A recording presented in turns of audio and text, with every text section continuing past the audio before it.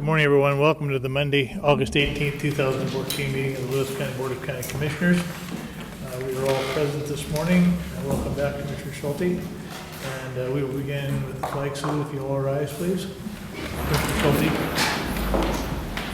I pledge allegiance to the flag of the United States of America and to the republic for which it stands, one nation under God, indivisible, with liberty and justice for all. I move that we approve the minutes of August 11, 2014. Second. Motion made and seconded to approve the minutes of August 11th. Any questions, additions, deletions? Hearing none, call for the vote. All in favor signify by saying aye. Aye. Aye. Opposed, nay. Motion carries. We have several people listed for public comment. I'll remind all participants that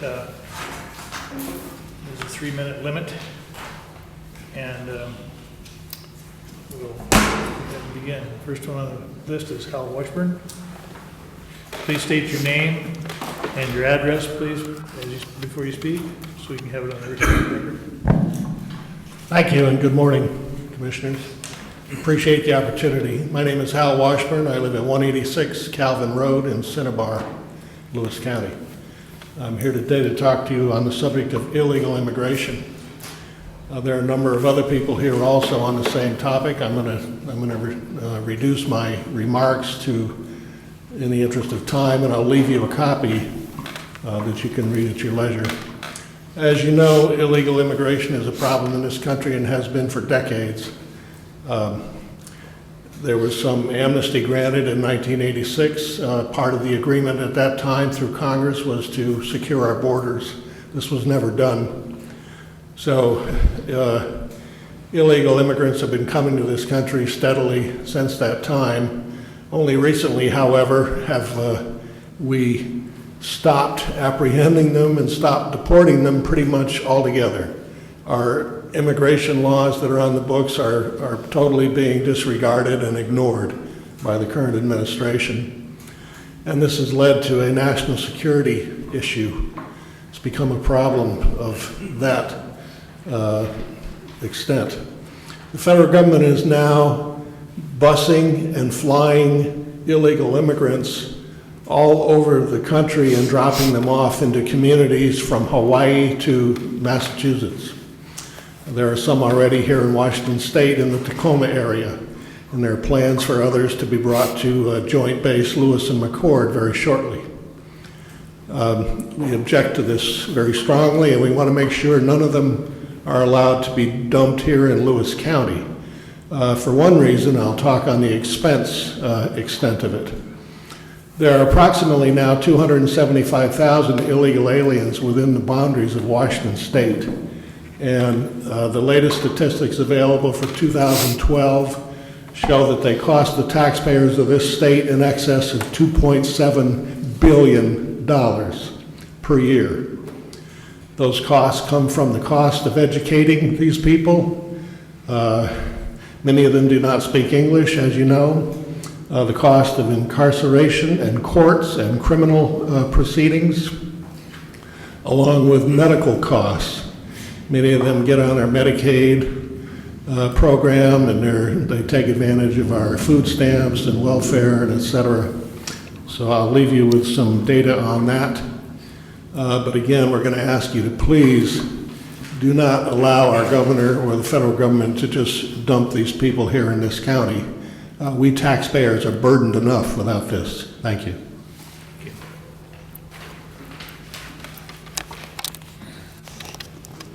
Robin Roy.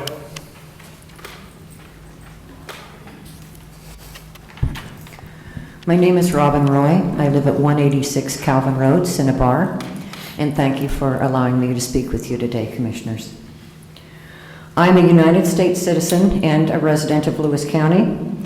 I'm also a retired registered nurse and a volunteer with the Lewis County Medical Reserve Corps. I'm here today to oppose any plans that the government has to house the recently arrived illegal immigrants of any age in Lewis County. I am concerned about the health risks that will be brought to our schools and our community because they may not have been vaccinated, and none of us are prepared to deal with the potential health crises and epidemics that they very well may bring. We should have compassion, and we should also show compassion for our own citizens. I have a list of some of the communicable diseases that have already been identified with this group of illegal immigrants who are being distributed throughout the United States. I want you to think of your children and grandchildren sitting in school, sitting in classrooms with the same people that have these diseases. Treatment-resistant tuberculosis, scabies infestations, HIV, drug-resistant sexually transmitted diseases, MRSA, or medication-resistant Staphylococcus aureus, bot fly, lice infestations, chickenpox, measles, ringworm, thrush, and other highly contagious fungal infections, impetigo, strep, extreme candidiasis, swine flu, dengue fever, Chagas disease, hepatitis, malaria, leprosy. Tens of thousands of people are illegally crossing our borders and being spread throughout our country by the federal government. Most of them are not children, and some of them are not from Central America. Border Patrol reported seeing 77 people from West Africa countries where the Ebola virus is spreading. The Center for Disease Control, or CDC, has been silent on the health risks posed to American citizens by this surge of illegal immigrants. Doctors and nurses have been threatened with arrest if they talk about what they have seen. As county commissioners, I expect you to represent the best interests of American citizens who elected you. I expect you to vigorously oppose any plans by the government to place illegal immigrants in Lewis County. Thank you very much. I have copies.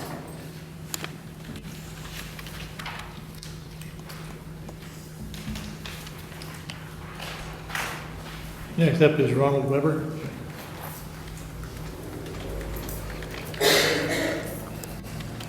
Commissioners, my name is Ronald Weber. I live at 102 Cooper Drive, Onalaska, Washington. I'm a citizen of the United States and of an immigrant family myself. We came here legally. We came here the right way. My grandparents both, great-grandparents, all went through the process to do it the correct way.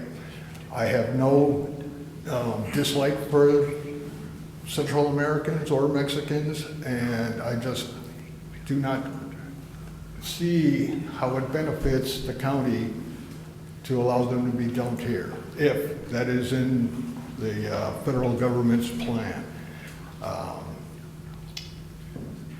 Yeah, I drive 116 miles for my job, one way. And with the influx of people who really shouldn't be here, that is going to have a crippling effect on the citizens' rights to live and work in their community.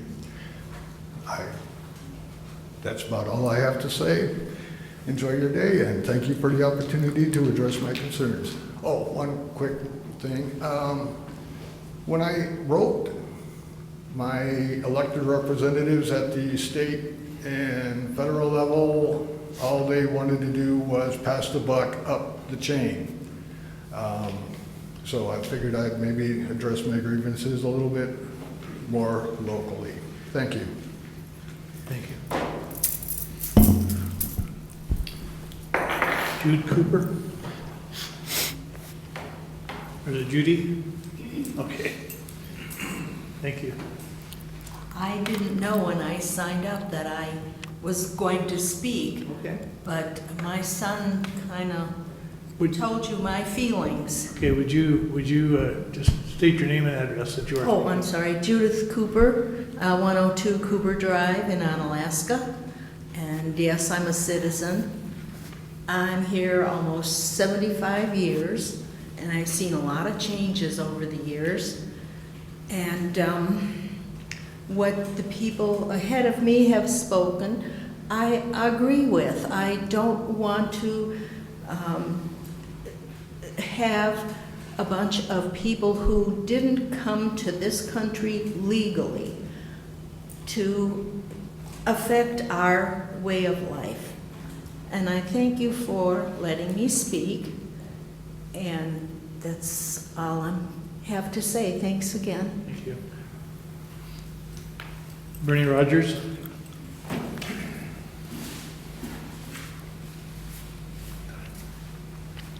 Bernie Rogers, 139 Otter Creek Drive, Toledo, Washington. I just want to relate my experience in another state that I think has some bearing as to what we might face in this county. I happen to be a principal of a small middle school, 900 students, and on the first day we were surprised that we had over 100 students from Cambodia, Hmong and Cambodian students, which we did not anticipate. This caused a great deal of additional expense for our school district. We had to hire interpreters, and even with the people that were there were some that could speak with one another, but they would not act as an interpreter. They chose not to do that. This influx of people also created some problems for the community. One of the stores that we normally shop at soon had finger holes punched through the meat or through the bread. They would squat down in front of the places where they lived. In other words, it was something we did not anticipate. And I would hope that you would consider what impact it would have on this community. And I look at Lewis County similar to where I live in Orange County, and I feel very fortunate to live in this particular county where I have a great deal of respect, especially for the sheriff's office, who we will look forward to them if we have a problem, and I hope that they would continue to show the respect that they have and the actions that they take. And I thank you for your opportunity to speak to you. Thank you very much.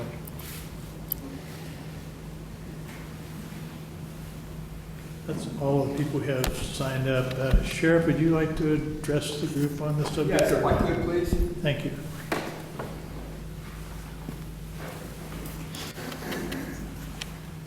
For the record, Steve Mansfield, Sheriff of Lewis County.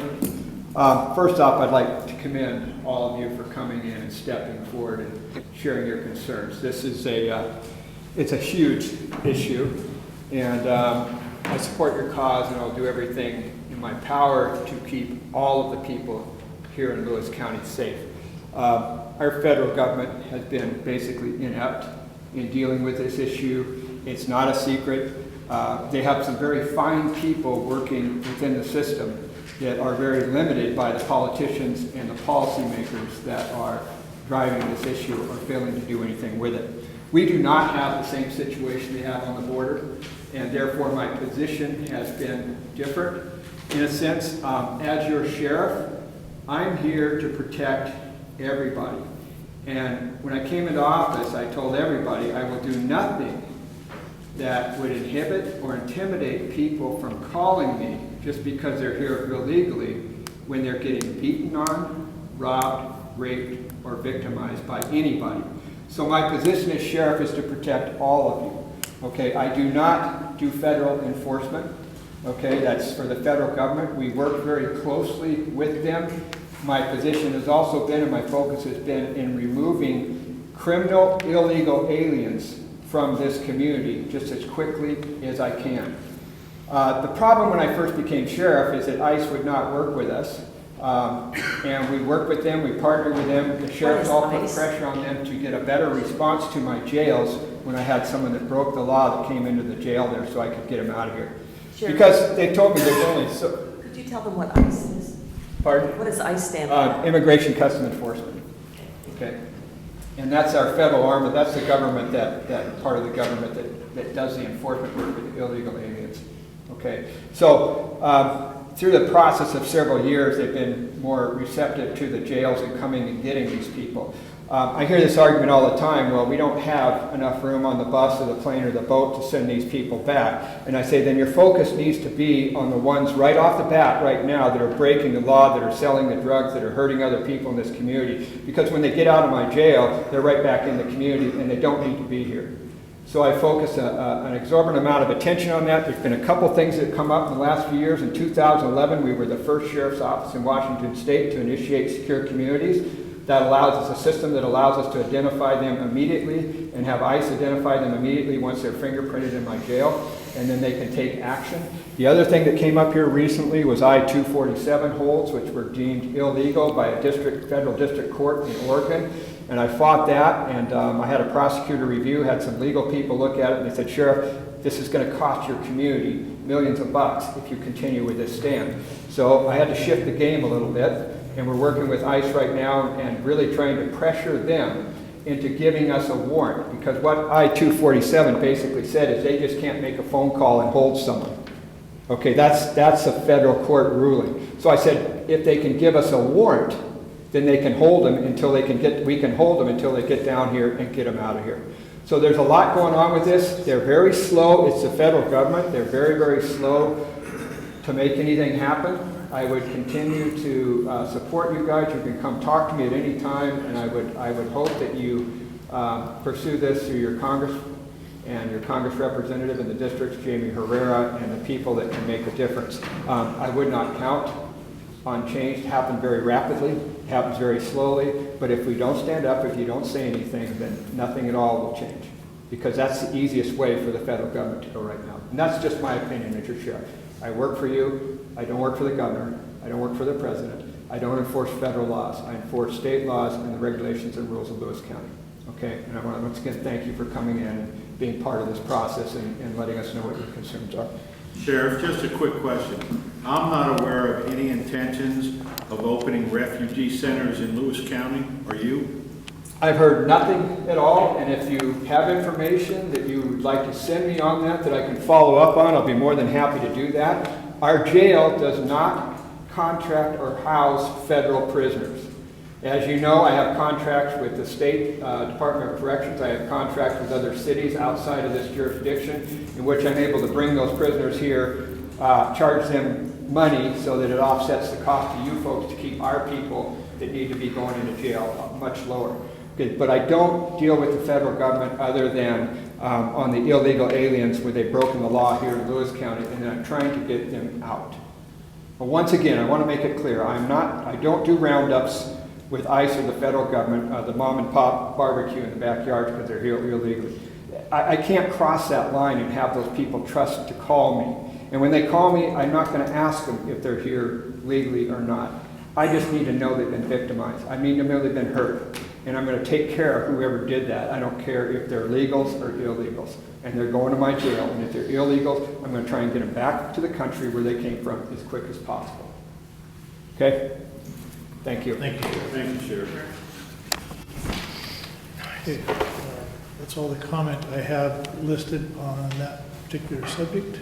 So we will move forward. Would you like to take a comment? You came in late.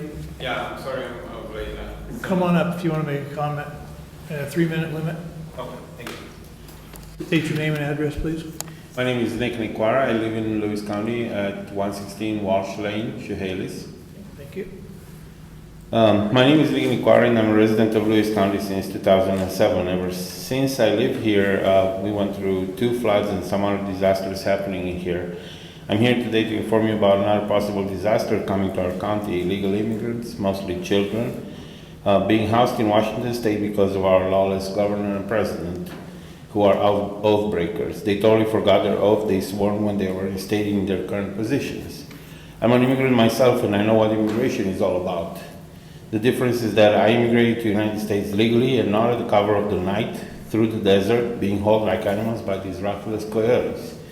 Please do not play down any moment the dangers of this invasion and now the immigration that is happening at our southern border, in which right now it's wide open for these people to come in. The current administration's actions and rhetoric, which have caused Central Americans to believe they will receive amnesty if they come to the United States, is likely the driving force behind the surge at the border. Immigrants are being shuttled out of the country and temporarily kept wherever the Department of Homeland Security can warehouse them. States as far as Massachusetts are unwitting hosts. Most troubling is that there is no apparent recognition of severe danger to public health they may pose. Some other dangers are drug cartels and violent gangs, because the border is open. They're running across the border right now, practically at will. Dangerous illnesses. These thousands of children have traveled long distances and have been exposed to a variety of physical and infectious hardships at home or during their journey. Their immune system are stressed. They're reportedly carrying lice, scabies, probably other parasites. Some illegals are reportedly carrying deadly diseases such as antibiotic-resistant tuberculosis. Without proper screening and treatment of these children and others with them, there could be new outbreaks of diseases that historically occur with crowding: meningitis, flu, diarrhea, cholera, polio, and others. Also, people who are coming from Africa's regions infected with Ebola are crossing the southern border with no problems. Could you imagine what an Ebola outbreak will do to us? There are already over 2,000 confirmed death cases and deaths in Africa because of Ebola, and there's no vaccine for that. And do not forget about the terrorists. Last week, a reporter from Fox News disguised as Osama bin Laden had crossed the border without even being asked. There are 36 Islamic Muslim terrorist training groups in the United States maintained by a group called Muslims of America. There are 2 in our state, maintained by 2 Seattle Islamic groups, one called Hybrid Fundamentalist Group and the other called Algerian Armed Islamic Group. The story is featured on Washington Post website as well as on Alan B. West, who is a Republican U.S. congressman and a former lieutenant colonel of the U.S. Army. Well, to sum all of these, I'm asking you today to please oppose our governor and tell him no when he wants to bring illegals in Lewis County to be housed here. Thank you for your time. Thank you very much. Well stated.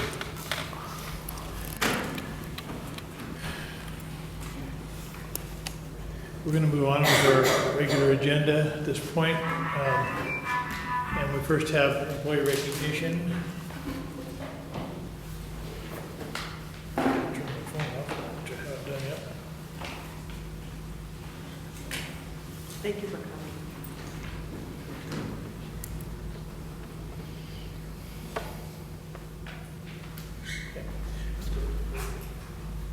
Just down there.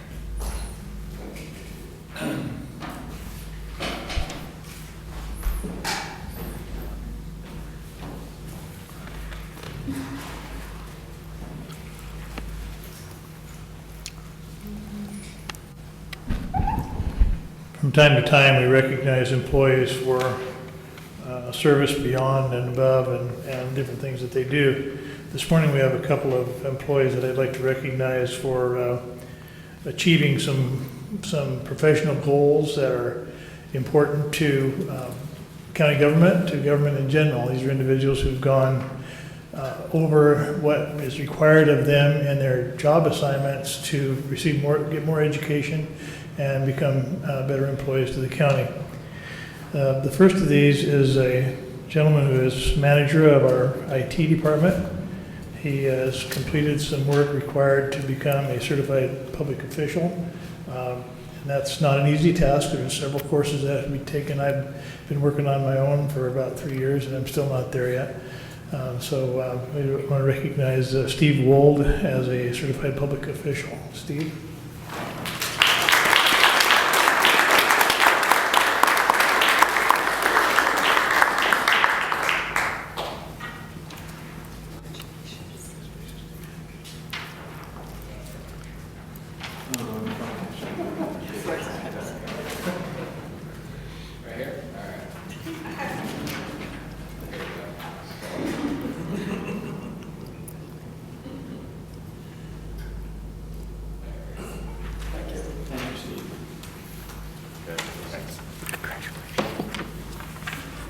The next person is a person who has received her state licensed residential real estate appraisal.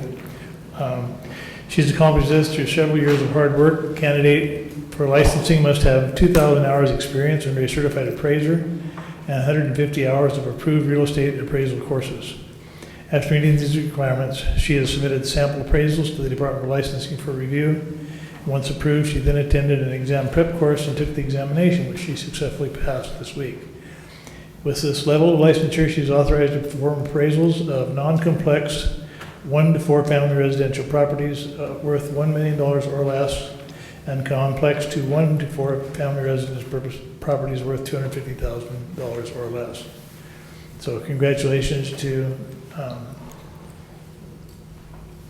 Kelly. Where are you at? Kelly Albert. Come forward, please. Thank you, Kelly. Please get the last name.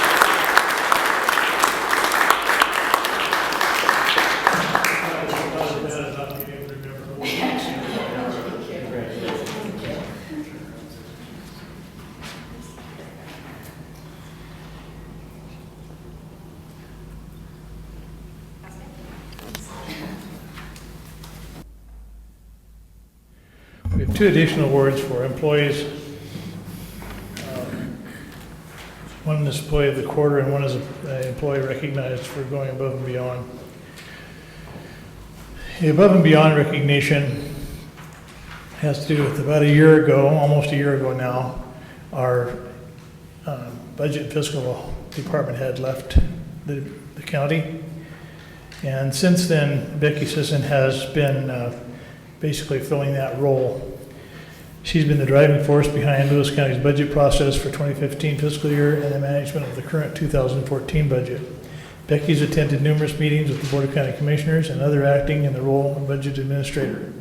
She has put in many extra hours on after hours during the day as well as weekends to ensure that the budget information was accurate and deadlines were met. Becky's communicated and coordinated the budget calendar, meetings, and answered questions in an effort to meet the 2015 budget deadlines. She's also gathered information to maintain the current budget and coordinated information for budget amendments. Her performance has been exemplary, keeping the budget process on schedule. And that's no small task if you've dealt with the county budget at all. So we want to recognize Becky Sisson as above and beyond for this quarter. Becky, come on.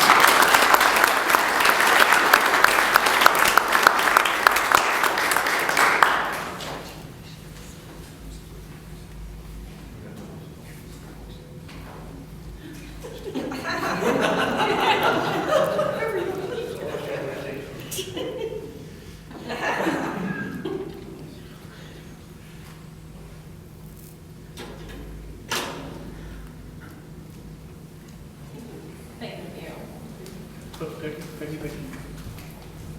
I'll give you the right award.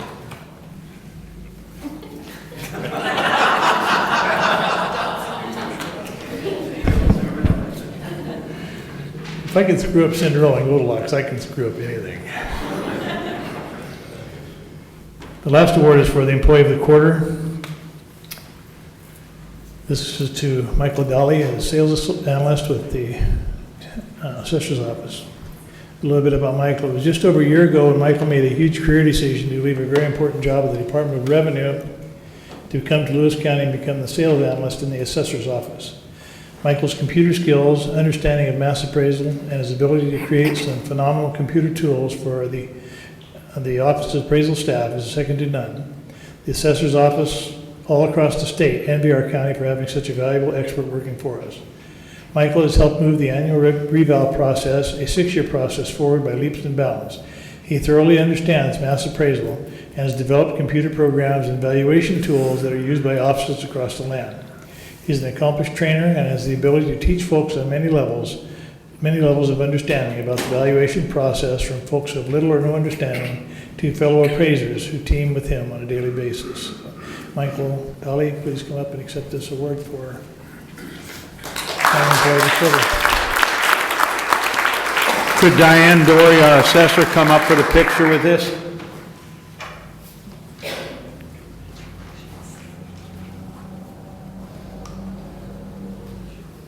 Hold on just a second. You can't get by without the picture. Diane's coming up. Sorry. Yeah, we got the sheriff. He's not going to let you get away.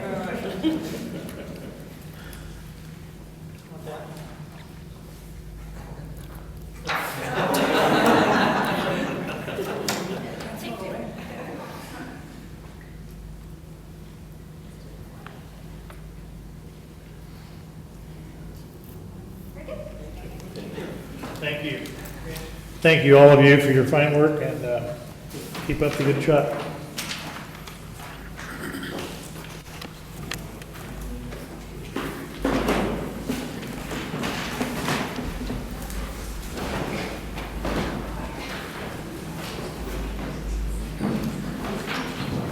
Wait, you're missing. Wait, we got more on you're the missing agenda. The most exciting part of the whole day. Okay. I move that we approve the consent agenda, items 1 through 5, resolution numbers 14-234 through 238. I second that. Motion made and seconded to approve the consent agenda. Item number 1 is the resolution 14234 for approval of warrants. We have 416 regular warrants this week in the amount of $1,774,675.57. Item number 2 is resolution 14235, which appoints Dr. Robert Frost to the Pacific Mountain Workforce Development Council with the departure of Dr. Walton at Centralia College and the hiring of Dr. Frost. It was recommended that continuation be approved. Dr. Frost being the new president of Centralia College. I consulted with some members on the Workforce Development Council board and was prepared to appoint a superintendent, local superintendent of schools to the position. And it was recommended by the board that if Dr. Frost was willing to serve, that he would be a good choice and have the superintendent be a backup for that position. We still have a position that we can fill on that board. So that's what we're planning on doing is Dr. Frost appointed to serve on that Workforce Development Council board, and the backup be Sharon Bauer from Toledo. So that's the resolution 14235. Am I doing this one too? Okay, then go ahead. So resolution number 14-236 is appointing members to the Lodging Tax Advisory Committee. We call it the LTAC. And the 3 providers that are being appointed are Ellen Burdan of Salcombe, Patty Dills of BOCC, Washington, and Dan Kay of Chehalis. And the folks who receive these funds, the users, Mari Lurchin from Packwood, Glenn Aldrich from Mossy Rock, and Carolyn Meir from Packwood. So these folks will be on our lodging tax, or the LTAC committee, next 2 years. This year. This year. This year. 2-year terms. Morning, Commissioners. Tim Elsey, Public Works Director, speaking to item number 4 on your consent agenda. This is resolution number 14-237, appending the Rural Arterial Program Project Agreement for the Centralia Alpha Road Improvement Project. I have recently been up to the County Road Administration Board and received approval to change the termini of this project from milepost 10.15 through 11.85 to milepost 10.60 to milepost 12.30. This is to ensure that we can improve the Opelk intersection, which is a skewed intersection coming into Centralia Alpha Road. It was voted to approve by the County Road Administration Board, and signing this agreement will change that project. So, Tim, when is this going to be scheduled? I can't remember what It's scheduled to start next summer, barring any right-of-way issues. Very good. For you that don't know, this is a section of Centralia Alpha that hasn't been resurfaced and hasn't been redone in spite of the road on both ends of it having received quite a bit of attention. So it'll be a welcome sight to have that done. I'll be able to get a speeding ticket in there now, I'm sure. Thank you.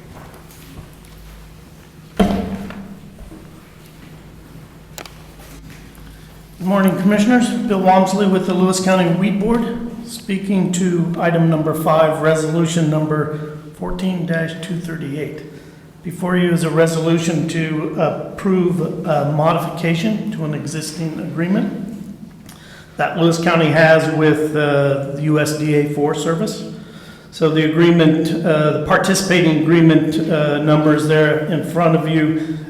This agreement continues the cooperation for control of noxious weeds on roadsides, campgrounds, other administrative areas as defined by the Forest Service. It also includes some funding for doing some work on forest harvest units. So the total of the funding is $47,045 coming to Lewis County. That's broken down by some money having been approved by the Resource Advisory Committee, the RAC, this last season, for an amount of $17,000, and then the remaining amount coming from the district and the forest for that KV work and work on some wildlife units. Now, Bill, do you know if does that 26,000 come from the stewardship program? Some of that would be coming from, I believe, the stewardship dollars. I think there's others that may have filtered down from the region as well. Thank you. Any other comments on the consent agenda? Hearing none, I'll call for the vote. All in favor, say aye. Aye. Opposed, nay. Motion carried. Mr. Chair, with no further business, I move we adjourn. Motion made, seconded, to adjourn. All in favor, say aye. Aye. Opposed, nay. We're adjourned.